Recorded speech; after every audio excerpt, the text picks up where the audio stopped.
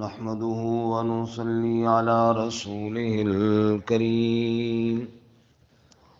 أما بعد فأعوذ بالله من الشيطان الرجيم. بسم الله الرحمن الرحيم. ورد الله الذين كفروا بغيظهم لم ينالوا خيرا وكفى الله المؤمنين القتال وكان الله قويا عزيزا. وأنزل الذين ظاهروهم من أهل الكتاب من صياصيهم وقذف في قلوبهم الرعب فريقا تقتلون وتأسرون فريقا وأورثكم أرضهم وديارهم وأموالهم وأرضا لم تطئوها وكان الله على كل شيء قديرا. ورد اللہ الذین کفروا بغیظہم، اور لوٹا دیا اللہ نے ان لوگوں کو جنہوں نے کفر کیا ان کے غصے کے ساتھ. لم ینالوا خیرا، نہ پہنچے وہ خیر کو. وکفی اللہ المؤمنین القتال، اور کافی ہے اللہ ایمان والوں کو لڑائی میں. وَكَانَ اللَّهُ قَوِيًّا عَزِيزًا، اور اللہ تعالیٰ قوت والا غلبے والا ہے. وَأَنزَلَ الَّذِينَ ظَاهَرُوهُم مِّنْ أَهْلِ الْكِتَابِ، اور اتارا ان لوگوں کو جنہوں نے مدد کی تھی ان کفار کی اہل کتاب میں سے. من صیاصیہم، ان کے قلعوں سے. وقذف فی قلوبہم الرعب، اور ڈال دیا ان کے دلوں میں رعب. فریقا تقتلون وتأسرون فریقا، ایک گروہ کو تم قتل کرتے تھے اور قید کرتے تھے ایک گروہ کو. وَأَوْرَثَكُمْ أَرْضَهُمْ وَدِيَارَهُمْ وَأَمْوَالَهُمْ، اور وارث بنایا تمہیں ان کی زمینوں کا اور ان کے گھروں کا اور ان کے مالوں کا. وَأَرْضًا لَّمْ تَطَئُوهَا، اور اس زمین کا جس میں کبھی تم نے قدم بھی نہ رکھا تھا. وَكَانَ اللَّهُ عَلَى كُلِّ شَيْءٍ قَدِيرًا، اور اللہ تعالیٰ ہر شے پر قدرت رکھنے والا ہے. سبحان ربک رب العزت عما یصفون وسلام علی المرسلین والحمد للہ رب العالمین. اللہم صل علی محمد وعلی آل محمد کما صلیت علی ابراہیم وعلی آل ابراہیم انک حمید مجید. اللہم بارک علی محمد وعلی آل محمد کما بارکت علی ابراہیم وعلی آل ابراہیم انک حمید مجید.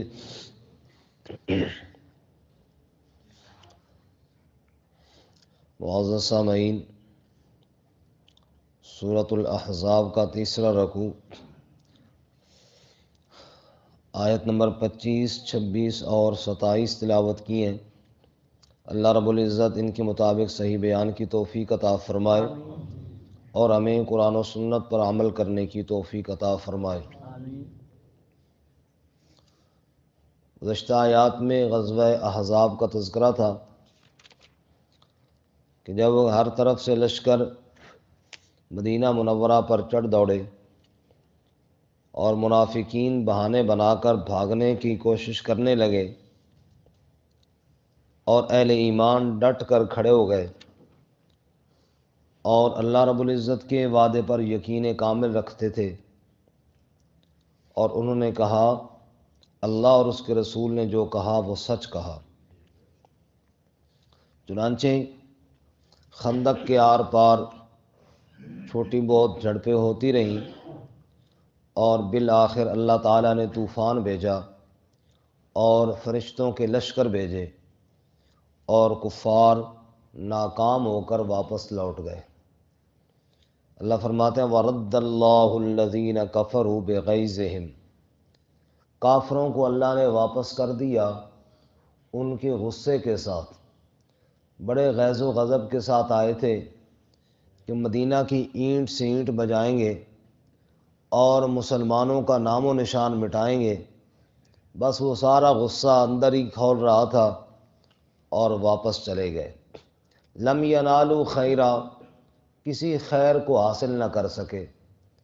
اگر ایمان قبول کر لیتے تو یہ حقیقی خیر حاصل ہو جاتی، مدینہ کو فتح کر لیتے تو جو نیت لے کر آئے تھے وہ خیر حاصل ہو جاتی، بھئی چلو فتح ہو گئی۔ ان کو کچھ بھی حاصل نہ ہوا، نہ دنیا کا فائدہ ہوا نہ آخرت کا فائدہ ہوا، بس ذلت اٹھا کر واپس چلے گئے۔ وَكَفَى اللَّهُ الْمُؤْمِنِينَ الْقِتَالَ، اور اللہ کافی ہے ایمان والوں کو لڑائی میں۔ میدان جہاد میں اگرچہ مسلمانوں کی تعداد کم تھی، کفار کی تعداد زیادہ تھی، مسلمان مالی طور پر بہت کمزور تھے، یہی خندق ہی کا تو موقع تھا جب پیٹ پر پتھر باندھے گئے۔ اسی موقع پر ہی تو سردی کی شدت کی وجہ سے صحابہ سردی میں ٹھٹر رہے تھے، کمبل اور چادریں تک میسر نہ تھیں۔ اپنی مالی پوزیشن یہ ہے اور دشمن ہر طرف سے چڑھ دوڑا ہے، لیکن اللہ تعالیٰ نے پھر بھی فتح ایمان والوں کو عطا فرمائی ہے۔ وَكَفَى اللَّهُ الْمُؤْمِنِينَ الْقِتَالَ، اللہ ایمان والوں کو قتال میں کافی ہے۔ مومن ہے تو بے تیغ بھی لڑتا ہے سپاہی، کیونکہ اس کا بھروسہ تیر تلوار پر نہیں اللہ کی ذات پر ہوتا ہے۔ شیخ سعدی شیرازی اسی لیے فرماتے ہیں موحد چے در پائے ریزی زرش، وگر شمشیر ہندی نہیں برسرش، امید و حراسش نباشت ز کس، بری نست بنیاد توحید بس۔ فرماتے ہیں جو اللہ تعالیٰ کو ماننے والا موحد ہے اس کے پاؤں کے نیچے سونے کا ڈھیر لگا دو یا سر پہ تلوار لٹکا دو اور رکھ دو، امید و حراسش نباشت ز کس، اس کے دل میں نہ سونے کی لالچ جاتی ہے نہ تلوار کا خوف جاتا ہے، بری نست بنیاد توحید بس، اس لیے کہ اس کی بنیاد سونے، لالچ اور تلوار پر نہیں رکھی گئی، اس کی بنیاد عقیدہ توحید پر رکھی گئی ہے۔ توجہ ہے نا میری طرف جی؟ عقیدہ توحید پر رکھی گئی ہے، اور عقیدہ توحید یہ ہے کہ سب کچھ کرنے والی ذات اللہ کی ہے۔ وَكَفَى اللَّهُ الْمُؤْمِنِينَ الْقِتَالَ، اور اللہ ایمان والوں کو لڑائی میں کافی ہو جاتا ہے۔ جو کامل یقین کے ساتھ نکلے اللہ اس کی مدد ضرور فرماتا ہے۔ وَكَانَ اللَّهُ قَوِيًّا عَزِيزًا، اور اللہ تعالیٰ قوت والا، غلبے والا ہے۔ بے شک مسلمان کمزور تھے، اللہ تو کمزور نہیں تھا، اللہ قوت والا، غلبے والا ہے۔ اللہ نے اپنے بندوں کو قوت اور غلبہ عطا فرما دیا۔ یہاں پر مجھے وہ ویسے بات یاد آئی، اگرچہ قتال کے موضوع کی تو نہیں ہے، لیکن وکان اللہ قوی عزیزہ پہ بڑا وہ واقعہ ہے، سجدہ ہے کہ ایک غریب آدمی جو گڑ بیچتا تھا اور گڑ کا کلو لے لیا، چھوٹے چھوٹے پیکٹ بنائے، یہ بس سٹاپ پہ نا 10 روپے کے 20 روپے کے بیچتا تھا، اور دعا کرتا تھا کہ یا اللہ مجھے بھی اپنا حرم دکھا، مجھے بھی کعبہ دکھا، میں بھی تیرے کعبے کا طواف کروں، میں بھی تیرے نبی کے شہر مدینہ کو دیکھوں۔ اب بیچارے کا اس گڑ کے کلو سے کیا بنتا ہوگا، گھر کا چولہا بھی بڑی مشکل سے جلتا تھا، لیکن دعائیں یہ کرتا تھا۔ بعض لوگ ہنستے بھی تھے، بھئی یار تو کیسے جا سکتا ہے؟ اللہ تعالیٰ نے ذریعہ بنا دیا اور وہ پہنچ گیا حرم میں۔ اس علاقے کا جو رئیس ترین آدمی تھا، جو بڑا مالدار اور بڑا چودھری تھا، اسی سال وہ بھی گیا ہوا تھا۔ وہاں جا کر ملاقات ہوئی ان کی، تو اس چودھری صاحب نے جب اس غریب کو گڑ بیچنے والے کو وہاں دیکھا تو ہکا بکا اور حیران ہو گیا، اور اس نے کہا تو کیسے آ گیا ہوئی، تو گڑ بیچتا تھا؟ اس نے کہا چودھری صاحب ہو میں گڑ بیچنا آنا، رب تو گڑ نہیں بیچنا، میں کمزور ہوں نا، اللہ تو کمزور نہیں ہے نا۔ وکان اللہ قویا عزیزا، مسلمانوں کی حالت کمزور تھی نا، مسلمانوں نے پیٹ پر پتھر باندھے ہوئے تھے، رب کہتا ہے وکان اللہ قویا عزیزا، رب تو قوت والا ہے نا، رب تو غلبے والا ہے نا، اس لیے فتح ہو گئی۔ اب جناب یہاں تک غزوہ احزاب کا واقعہ پورا ہوا۔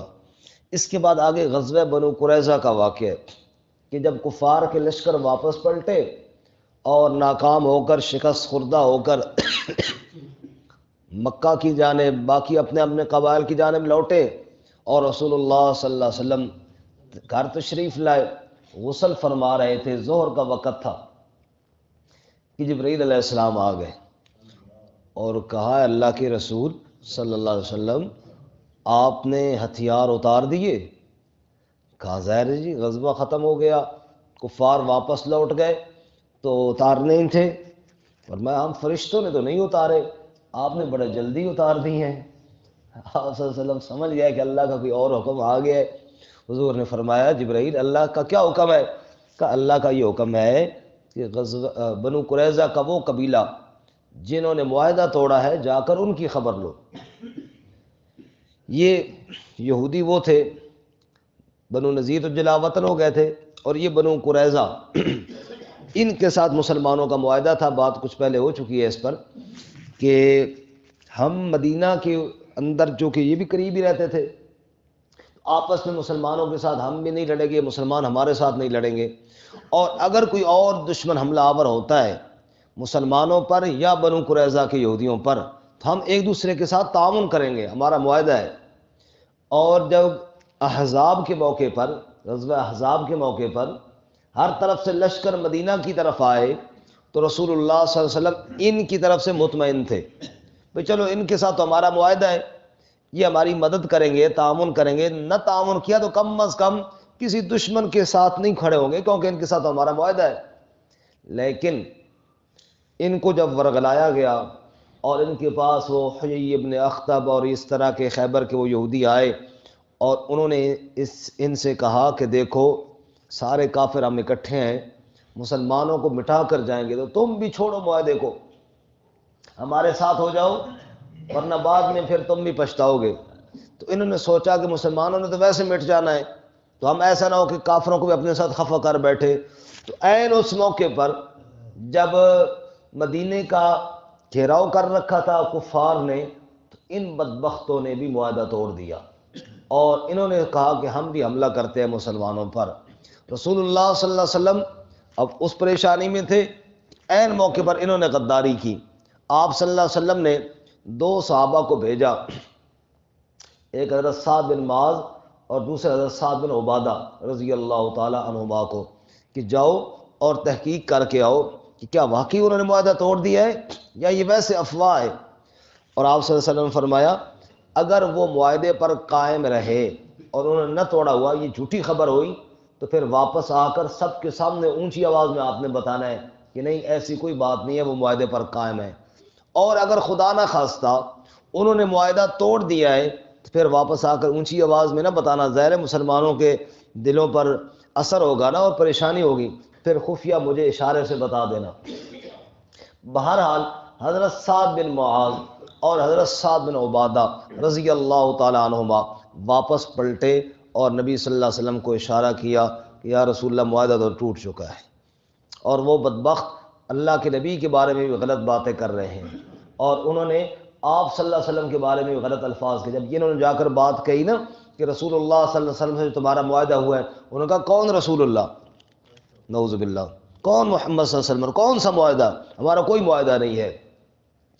تو اس موقع پر آپ صلی اللہ علیہ وسلم کو بہت دلی صدمہ ہوا۔ حدیث پاک میں آتا ہے آپ صلی اللہ علیہ وسلم نے چادر کے ساتھ کپڑے کے ساتھ اپنا منہ لپیٹ لیا اور آپ صلی اللہ علیہ وسلم لیٹ گئے، لیکن تھوڑی دیر لیٹے اور پھر آپ اٹھے مسکراتے ہوئے، فرمایا خوش ہو جاؤ اللہ تعالیٰ نے مدد کا وعدہ فرما دیا ہے۔ پھر آپ نے کوئی صحابہ کی ڈیوٹی ان بدبختوں کی طرف لگائی کہ جا کر ان کو روکو کہ کہیں وہ مدینہ پہ حملہ آور نہ ہو جائے۔ بہرحال اب جب غزوہ احزاب ختم ہوا اور رسول اللہ صلی اللہ علیہ وسلم اور صحابہ اس تیاری میں تھے کہ چلو اب گھروں کو جاتے ہیں، آرام کرتے ہیں، کیونکہ بڑی مشقت کا کام تھا اس بے سر و سامانی کے عالم میں خندق کھودنا، اور پھر کم و بیش مہینے کے لگ بھگ وہاں پہ مقابلے کے لیے ہر وقت چوکنا رہنا، نہ رات کو غفلت برتنی نہ دن کو، تو یہ بڑا مشکل کام تھا، کوئی آسان کام تھوڑا ہی تھا۔ اور اسی وجہ سے آپ صلی اللہ علیہ وسلم غسل بھی فرما رہے تھے کیونکہ مٹی وغیرہ دور ہو، تو جبرائیل علیہ السلام آ گئے، یا رسول اللہ، اللہ تعالیٰ کا حکم ہے کہ بنو قریظہ کی خبر لو جا کر۔ چنانچہ رسول اللہ صلی اللہ علیہ وسلم نے فرمایا، اے میرے صحابہ، عصر کی نماز ہم نے بنو قریظہ کے قبیلے کے پاس جا کر پڑھنی ہے، عصر کی نماز وہاں جا کر پڑھنی ہے۔ اب اندازہ کیجئے کہ یہ ایک کام ختم ہوا، اگلا کام شروع ہو گیا، لیکن کسی ایک صحابی نے بھی یہ نہیں کہا یا رسول اللہ چلو آج رہنے دو کل چلے جائیں گے، کسی ایک نے بھی نہیں کہا بھئی چلو کل چلے جائیں گے، اتنا ہم تھکے آ رہے ہیں، ایک دن تو گھر میں آرام کر لیں، کل چلے جائیں گے۔ نہ نبی صلی اللہ علیہ وسلم نے اللہ کے حکم ماننے میں کوئی تاخیر کی، اور نہ صحابہ میں سے کسی نے سستی دکھائی۔ آپ نے فرمایا نماز عصر وہاں جا کر پڑھنی ہے، سب نے تیاری شروع کر دی، ٹھیک ہے جی، جو آپ کا حکم ہے، نحن الذین بایعوا محمدا علی الجہاد ما بقینا ابدا، ہم وہ لوگ ہیں محمد صلی اللہ علیہ وسلم کے ہاتھ پر بیعت کی ہے، جب تک جسم میں جان ہے آپ کا ساتھ کبھی جہاد میں نہیں چھوڑیں گے۔ بہرحال آپ گئے، جبرائیل علیہ السلام نے کہا میں بھی جا رہا ہوں فرشتوں کے ساتھ، اور میں جا کر ان کے قلعوں کو دیواروں کو ہلاؤں گا، زلزلہ برپا کروں گا اور ان کے دلوں میں رعب ڈالوں گا، اور آپ بھی تشریف لے آئے۔ آپ نے جا کر ان کے قلعوں کا محاصرہ کر لیا۔ خطرہ تو ان کو تھا ہی کیونکہ انہوں نے غداری کی ہوئی تھی، انہیں پتہ تھا کہ ہم نے کوئی کام ٹھیک نہیں کیا۔ اب محاصرہ ہو گیا جو کم و بیش مہینے کے برابر یہ بھی جاری رہا۔ اب گھروں کے اندر ہیں وہ قلعے ہیں ان کے، وہاں پہ محصور ہیں، باہر نکلتے ہیں تو مسلمان تیروں کا نشانہ بناتے ہیں ان کو، رعب ان کے دلوں میں ویسے پڑا ہوا ہے، خوف زدہ ہیں، اور بالآخر انہوں نے اس بات کے لیے اپنے آپ کو پیش کر دیا کہ ہم پیش ہوتے ہیں اور ہمارے ساتھ کوئی فیصلہ کیا جائے، کوئی بات کی جائے۔ اس بات پر اتفاق ہوا کہ سعد بن معاذ رضی اللہ تعالیٰ عنہ جو فیصلہ کریں وہ ہمیں قبول ہوگا۔ حضرت سعد رضی اللہ تعالیٰ عنہ اسی غزوہ احزاب میں ان کو تیر لگا تھا اور ان کے بازو کی رگ کٹ گئی تھی، جس سے بڑا خون بہا تھا ان کا، اور بعد میں وہ اسی زخم کی وجہ سے شہید بھی ہو گئے تھے۔ اور بنو قریظہ اسی قبیلے کے پاس، میں نے ابھی عرض کیا، جو تحقیق کے لیے لوگ بھیجے تھے ان میں حضرت سعد بھی تھے۔ جب حضرت سعد رضی اللہ تعالیٰ عنہ کو اس وقت پتہ چلا تھا ان یہودیوں نے معاہدہ توڑ دیا ہے، تو انہوں نے اللہ تعالیٰ سے ایک دعا کی تھی، یا اللہ زخمی تو میں ہو گیا ہوں، مجھے اس وقت تک موت نہ دینا جب تک ان بدبختوں کی ذلت میں اپنی آنکھوں سے نہ دیکھ لوں۔ ان بغیرتوں نے ایسے موقع پر اللہ کے نبی صلی اللہ علیہ وسلم کے ساتھ غداری کی ہے کہ جب ہر طرف سے دشمن حملہ آور ہو رہا تھا، انہوں نے بھی معاہدہ توڑ دیا، انہوں نے یہ دعا مانگی ہوئی تھی۔ اب ان کو چونکہ زخم تھا اور غزوہ بنو قریظہ میں وہ نہیں آئے تھے، وہ مدینہ میں تھے، اپنے زخم کی شدت کی وجہ سے جب یہودیوں نے ان کا نام پیش کیا، ان کے ذہن میں یہ تھا کہ شاید وہ نرمی کریں گے، پہلے بھی ہمارے پاس آئے ہیں، ہمارے قبیلے کے بھی تعلقات ہیں، تو شاید وہ نرمی کریں گے۔ حالانکہ ان کو یہ نہیں پتا تھا کہ وہ تو اندر سے خوب جلے ہوئی ہیں ہمارے اوپر۔ آپ صلی اللہ علیہ وسلم نے فرمایا اگر سعد کا فیصلہ تمہیں قبول ہے تو سعد کا فیصلہ ہمیں بھی قبول ہے۔ حضور نے فرمایا صحابہ سے جاؤ اور سعد کو بلا کر لے آؤ۔ حضرت سعد رضی اللہ تعالیٰ عنہ اپنی سواری پر سوار ہوئے زخمی حالت میں، آگے جناب نبی پاک صلی اللہ علیہ وسلم صحابہ کرام انتظار کر رہے ہیں، اور حضرت سعد جب آئے تو حضور نے فرمایا قوموا الی سیدکم، اٹھو اپنے سردار کا استقبال کرو، کیونکہ فیصلہ کرنے جو آ رہے ہیں تو ان کو پروٹوکول دو۔ خیر صحابہ کرام نے ان کا خوب استقبال کیا اور لوگ ان کے قریب ہوئے، منتیں کرنے لگے کہ ذرا نرم فیصلہ کرنا، سختی کا فیصلہ نہ کرنا۔ انہوں نے کسی سے کوئی بات نہیں کی، اور حضرت سعد کہتے ہیں اب وہ وقت آیا ہے کہ میں اللہ کے بارے میں کسی ملامت کرنے والے کی ملامت سے نہ ڈروں۔ چنانچہ حضرت سعد کھڑے ہوئے، ادھر یہود ہیں ادھر مسلمان ہیں۔ آپ صلی اللہ علیہ وسلم نے یہودیوں سے پوچھا جو فیصلہ میں کروں گا تمہیں قبول ہوگا نا؟ کہ بالکل بالکل قبول ہوگا۔ اور پھر حضرت سعد مسلمانوں سے پوچھا، لیکن صحابہ کہتے ادھر رخ نہ کیا، کیونکہ نبی صلی اللہ علیہ وسلم جو تھے اب وہ کس طرح کہتے کہ تمہیں میرا فیصلہ قبول ہوگا؟ آپ کے ادب کی وجہ سے کہا، صحیح پوچھا ضرور، لیکن آپ کے ادب کی وجہ سے رخ تھوڑا سائڈ پہ کر کے کہا مسلمانوں کو بھی قبول ہوگا؟ جی قبول ہوگا جی۔ حضرت سعد نے فیصلہ کیا اور کہا یا رسول اللہ، میرا فیصلہ یہ ہے ان میں جو بھی جنگجو ہیں، جوان ہیں، لڑائی کے قابل ہیں، سب کو قتل کر دیا جائے، ان بدبختوں میں سے کسی ایک بغیرت کو بھی نہ چھوڑا جائے، اور ان کے بچے اور عورتیں ان کو غلام اور باندیاں بنا کر ان کی جائیدادوں پہ قبضہ کر لیا جائے مال غنیمت کے طور پر۔ اب تو وہ چیخ اٹھے کہ یہ کتنا سخت فیصلہ کیا ہے، اور رسول اللہ صلی اللہ علیہ وسلم نے فرمایا سعد تیرا فیصلہ سن کر اگر زمین پر اللہ کا نبی مسکرا رہا ہے تو عرش پر نبی کا رب بھی مسکرا رہا ہے۔ سبحان اللہ، کیوں تو نے وہ فیصلہ کیا ہے جس میں کسی کی رعایت نہیں کی ہے، اور اللہ کی رضا کے لیے اور رسول اللہ صلی اللہ علیہ وسلم کے دشمنوں کے خلاف وہ فیصلہ کیا ہے جو اللہ تعالیٰ کو بھی پسند ہے۔ چنانچہ ان جنگجوؤں کو قتل کر دیا گیا، اور ان کے قلعے صحابہ کرام کو مال غنیمت کے طور پر مل گئے۔ دیکھو نا، اللہ کے ہر کام میں حکمت ہے۔ یہ اگر معاہدہ نہ توڑتے، یہ بنو قریظہ معاہدہ نہ توڑ، ان کے ساتھ لڑائی نہیں ہونی تھی، معاہدہ تھا نا۔ دشمنوں نے تو، باقیوں نے تو ویسے بھی ذلیل ہو کر جانا تھا اور چلے بھی گئے تھے۔ صحابہ کرام کو مہینے کی مشقت کا اجر تو ضرور ملتا، لیکن مال غنیمت کوئی نہ ملتا۔ اللہ تعالیٰ نے ان کو مال غنیمت بھی دینا تھا، تو بیچ میں ان بدبختوں کی سرکوبی بھی کرنی تھی۔ اللہ کے ہر کام میں نا کتنی حکمتیں چھپی ہوتی ہے۔ اب انہوں نے معاہدہ توڑا، یہ فتنہ بھی ختم ہوا، ان کی سرکوبی بھی ہوئی، اور صحابہ کرام کو مال غنیمت بھی ملا، اور صحابہ کرام کو ایک غزوہ نہیں 7 غزووں کا اجر بھی ملا، غزوہ احزاب کے بعد غزوہ بنو قریظہ، اور اللہ تعالیٰ نے دنیا آخرت کی بھلائیاں عطا فرمائیں۔ اب دیکھیے آیتوں کو جی، وَأَنزَلَ الَّذِينَ ظَاهَرُوهُم مِّنْ أَهْلِ الْكِتَابِ، اور اتار دیا اللہ نے ان لوگوں کو جنہوں نے ان کافروں کی مدد کی تھی۔ یہ کون تھے؟ بنو قریظہ۔ یہ کون تھے بنو قریظہ؟ من اہل الکتاب، یہ اہل کتاب میں سے تھے۔ کہاں سے اتارا اللہ نے ان کو؟